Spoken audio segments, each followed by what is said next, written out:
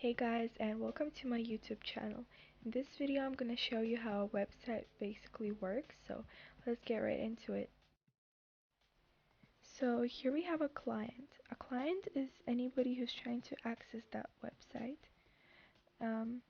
We are going to use google.com as an example.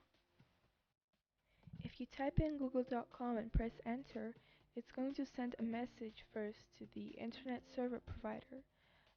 They're different in different countries and different areas. The internet service provider are basically the people who you pay to access the internet. The internet server provider will relay the message sent to something called a DNS server, a domain name system server. It looks up in its database what the exact IP address is of the website you're trying to access. All the computers connected to the internet have an IP address. When people need to send or receive something, their computer is located by that address. Once the DNS server finds the IP address, it sends that back to your browser. An IP address looks something like that. Then you're going to send a direct request to that address through your internet server provider. The message will be delivered to the internet backbone. The internet backbone are basically underwater or not underwater, it depends, wires that your message will travel through in order to reach the server. We stick to the example, which is the Google homepage. After all that data have reached the Google server, they send all the necessary files to reach their homepage back to me through the internet backbone. It can be 1,100 miles away, it doesn't matter. It's still gonna travel through those bars in milliseconds. And to think of it, it can go all the way across the world in just milliseconds. If you want, you can test something.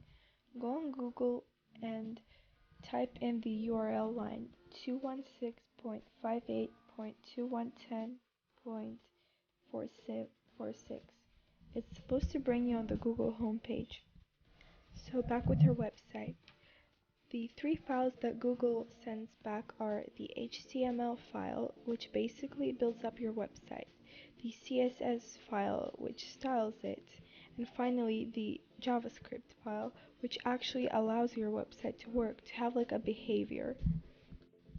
So now I want to show you a really cool trick you can do with any website on the Google browser. I'm going to use the Google website, so I'm just going on google.com. So here I'm just gonna go and right click on the Google search button and press inspect. It's gonna open up a tab in the corner in the right side of my computer, but for other people it might be different because you guys are all using different devices, and there's gonna be code in it. So then you see where I click, I'm gonna change the name from Google search, for example, cookies. You can literally change it to whatever you want, it doesn't matter.